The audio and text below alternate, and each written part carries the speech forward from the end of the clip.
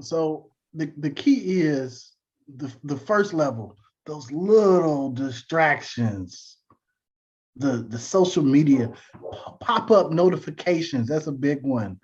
All right. How do you overcome or manage that? What does that even look like? Because I think those are the ones that kind of tear away at your energy. I think it's kind of like those things are kind of can be very addicting.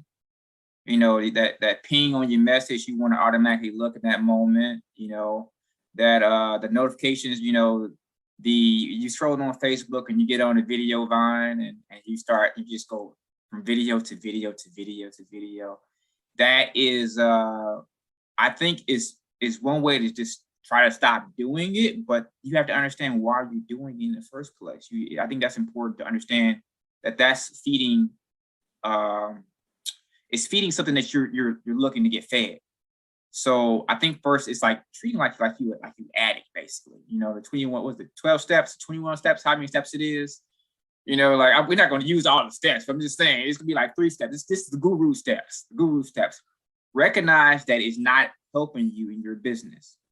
You gotta recognize that it's robbing you of time, of energy, and that it needs to change. If you don't recognize it in that way, then you're not going to change it.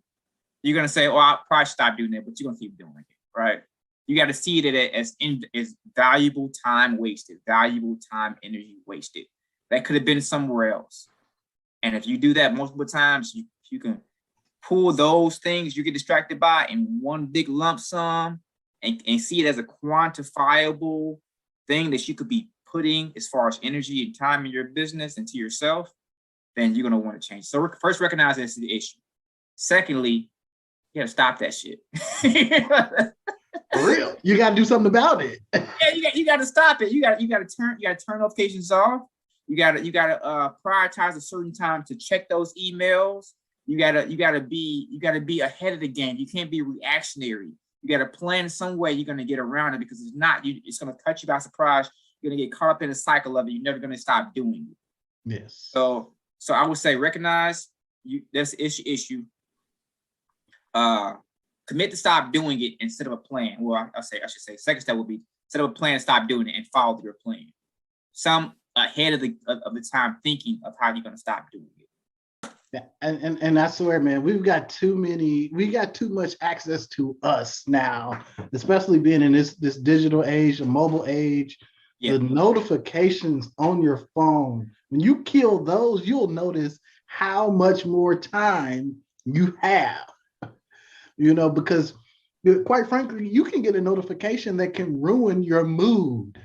You can be in the middle of something and you get the stupid pop-up that'll completely ruin your mood. So it may not, cost you but 2 seconds to read it, but it could cost you an hour or two till you can get back to where you were. Yeah.